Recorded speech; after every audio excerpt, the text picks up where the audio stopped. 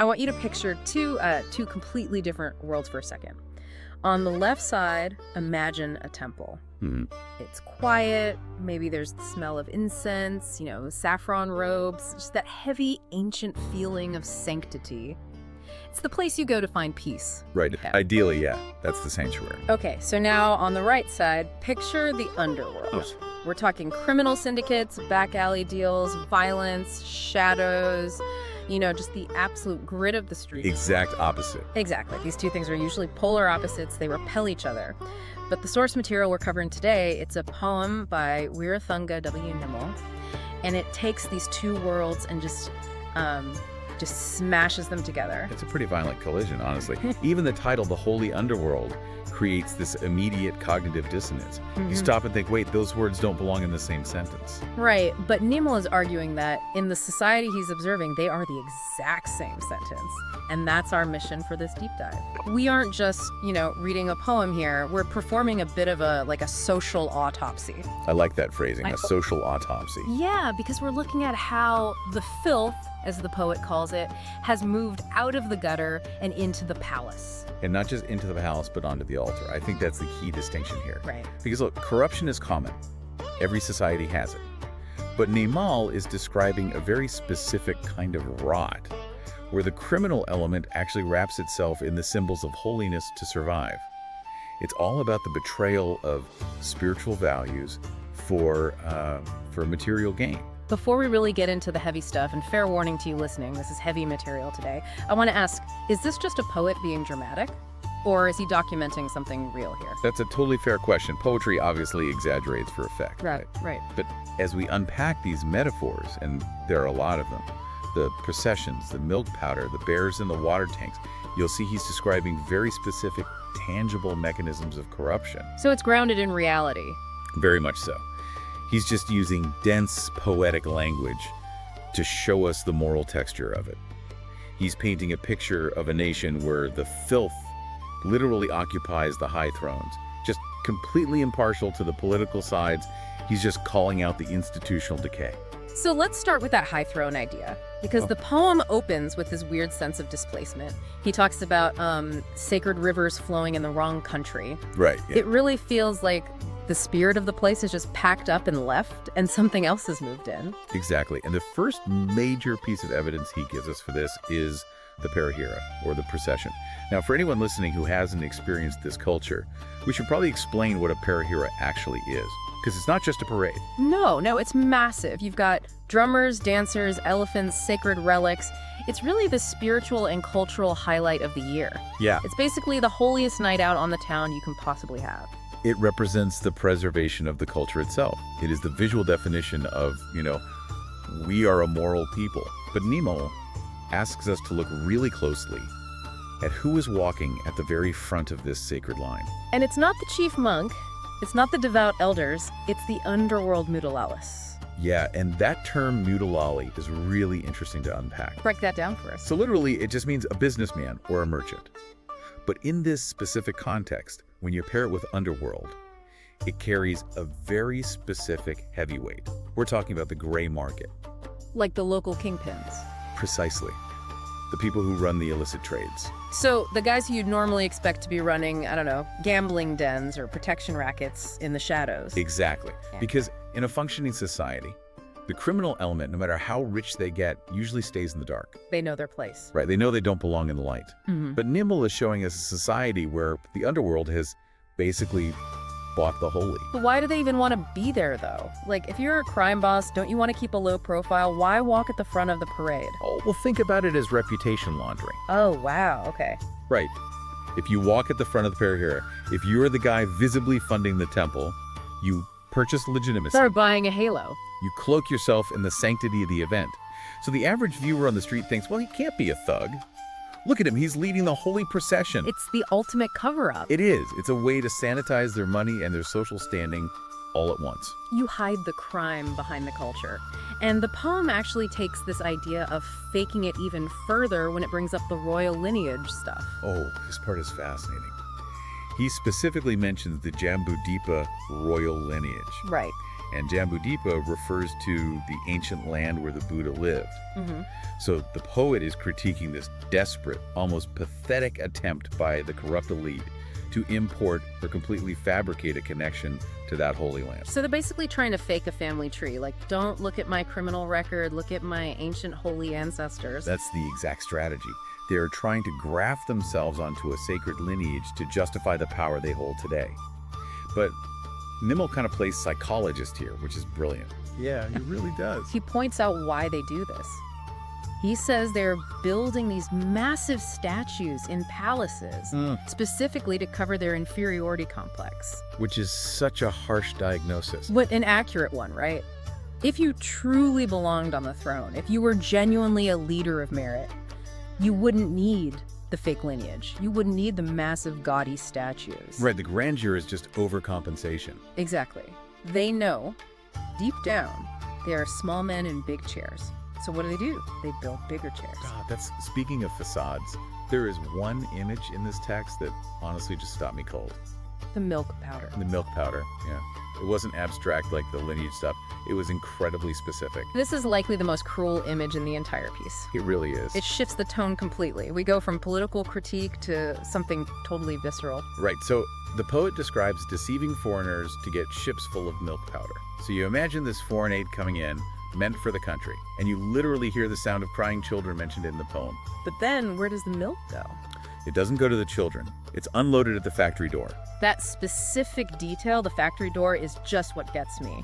It's not just that someone stole it off a truck, it's that they diverted it into industry. It's the industrialization of theft. And notice the stark contrast he's drawing there. Crying children versus factory door. One is human, vulnerable, desperate. And the other is cold, mechanical, and entirely profit-driven. It feels like a complete moral inversion. Moral inversion, that's the perfect term for it.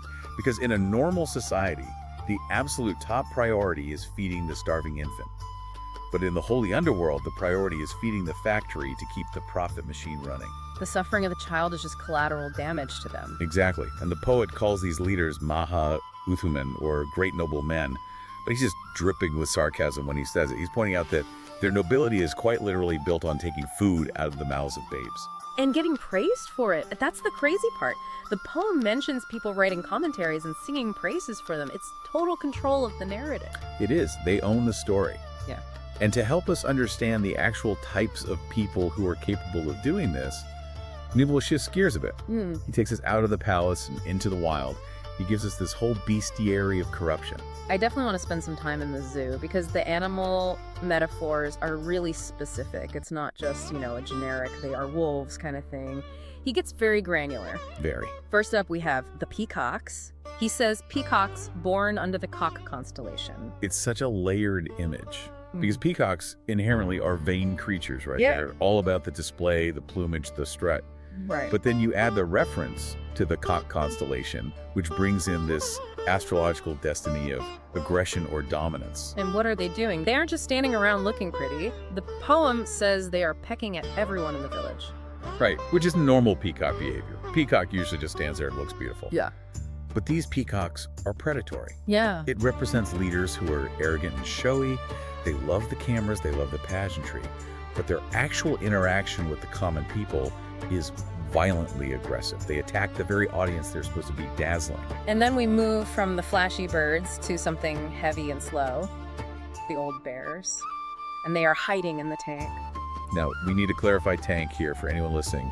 We aren't talking about military tanks. Right. Good distinction. We are talking about reservoirs. In this culture, the wiwa, or tank, is the literal lifeblood of civilization. It holds the water for agriculture, for drinking. It is the source of life. So why bears? Why not a shark or a crocodile if we're in the water? Think about the nature of a bear. It hibernates. It's heavy. It just occupies space. A bear hiding in the tank suggests something lethargic but massive that is physically blocking the flow. The poem explicitly says they are drying up the springs of the nation. Ah, I see. So it's about hoarding. Exactly. This isn't the active, running down prey hunting of a lion or a cheetah.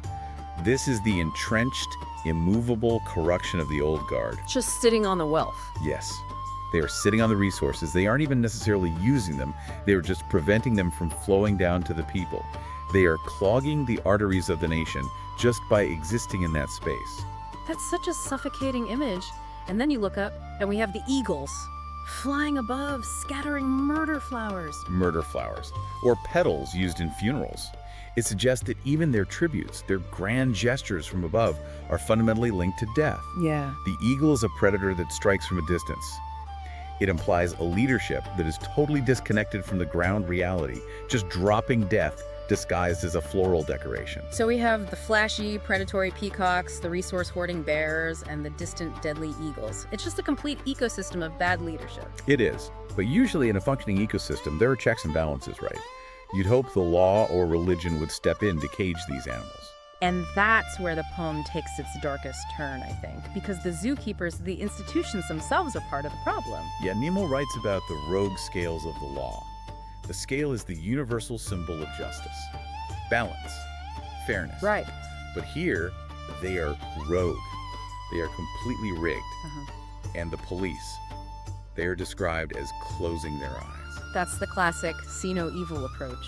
If I don't look at the bear in the tank, the bear isn't there. Exactly. It's a systemic failure. But, the critique of the legal system is almost expected in this genre of political poetry. Sure.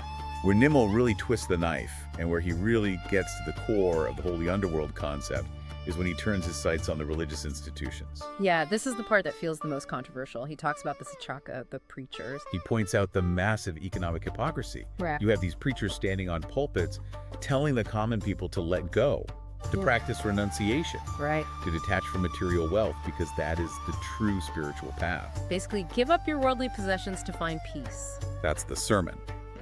But meanwhile, the poet points out that their own saffron robes are weighed down by mountains of gold, silver, and cash kahvanu. I love that image of the robe being heavy. The robe is supposed to be the lightest thing in the world. It symbolizes leaving absolutely everything behind. But here, it's physically dragging on the floor because of the gold in the pockets. And they are obsessed with surnames and clans. They are actively strengthening their own families, their own dynasties, rather than practicing the detachment they preach. Right. It's the ultimate gaslighting of the faithful. You give up everything so I can have everything. There's a scene the poet describes that feels almost like a fever dream of sacrilege. He talks about the kapuas, the shamans or priests being drunk. Yeah. And they aren't just drunk at a bar, they are dancing in the Sima Malaka. We should unpack the Sima Malaka for the listeners. Think of it not just as a building, but as a sterile spiritual operating room. It is a boundary hall where the monastic order purifies itself. It's where they confess violations. It is the one place that absolutely must remain pure for the order to function at all. So having drunk priests dancing in there? It's like a surgeon performing open heart surgery with unwashed hands while holding a beer. Wow. It breaks the fundamental seal of the order. It renders the entire system spiritually invalid. But then he goes a step further. He says the daughters of Mara are sleeping under the altar. For those of us who aren't Buddhist scholars, who exactly are the daughters of Mara? So in Buddhist lore, Mara is the tempter. He's the demon who tried to stop the Buddha from attaining enlightenment. His daughters represent Tanha, which is craving, Rati, which is lust, and Raga, passion. So underneath the altar, the absolute holiest spot in the temple, the place where you physically bow down, you have the physical embodiments of lust and craving just sleeping there. Yes. It suggests that the foundation of this holy underworld isn't faith at all. The foundation is greed and desire. The altar is just a countertop. Exactly. The altar is just a storefront. Underneath it, the real business of vice is taking place. It really drives home that idea of the underworld wearing a costume. But there is one final image in the poem that I think is the darkest of them all. And it involves the Dhamma book, the collection of the Buddha's teachings. This is the point of no return in the text. This is the absolute climax of the critique. Nima describes these leaders taking the book, and they aren't reading it. They aren't even just ignoring it. They are physically tearing the pages out. And it's what they do with those pages that is so chilling. They use them as a rag. They use the holy text to wipe the soot off the throne. Let's really look at that image. You have the throne representing political power, status, the seat of the ruler. and it's covered in soot. Right. Soot is the byproduct of a fire. It's dirty, it stains, it's the residue of their corruption and their metaphorical burning of the country. And to clean that mess up. They use the truth. They sacrifice the moral law to make the political power look shiny again. It's almost a perfect description of a cover-up. You use your religious standing, your visible connection to the book, to wipe away the evidence of your dirty governance. Like, I can't be corrupt. Look how many pages of the scripture I have in my hand. Precisely. It implies that for these people, the religion is disposable, but the power is permanent. The book is just paper to them, a tool, a cleaning rag. Yeah. It's the ultimate utilitarianism of the corrupt. And he also mentions using the flags, the caskets, the umbrellas, all these royal and religious symbols to wipe away tears and blood. That's the final layer of it. The suffering of the people, the tears and blood is being wiped away or hidden by these grand displays of religious nationalism. Right. They wave the flag and parade the casket so you don't look down and see the blood on the floor. Right. It's distraction politics at its absolute finest. It's devastating. And honestly, it paints a pretty bleak picture. It sounds like the holy underworld is just won. Does Nimble leave us in the dark? Like, is this just a poem of despair, or is there a way out? He doesn't despair entirely. In fact, I'd argue the anger comes from a place of hope. You don't get this profoundly angry unless you believe things should and can be better. So where is the hope? What's the path out? It starts with identification. He explicitly calls out the fools who praise these thieves. He's essentially saying, wake up. Stop clapping for the people who are robbing you. Right. He distinguishes between the noble friends, which he uses ironically, and the true friends. And he talks about the true sons of Buddha. He says we need to worship those who actually smell of virtue. Smell of virtue. I love that phrasing so much because it contrasts directly with the smell of the drunk priests or the soot on the throne. Yeah. It implies that true virtue has a presence. You can just sense it. It doesn't need a parade. It just is. And he actually calls for a cleansing. He invokes the names of demons Alavaka, Vesamuni, Sathagiri. What's happening there? These are fierce yakas, or demons from traditional stories, usually associated with wild, untamed power. But here, the call is to bind and chase away the demons. He wants to exorcise this invisible underworld that has risen up and taken over. So the hope is that the motherland can be saved, but only if we recognize the demons for what they actually are and kick them out. Exactly. The first step to solving the problem is actually seeing it. And Minul rips the blindfold off.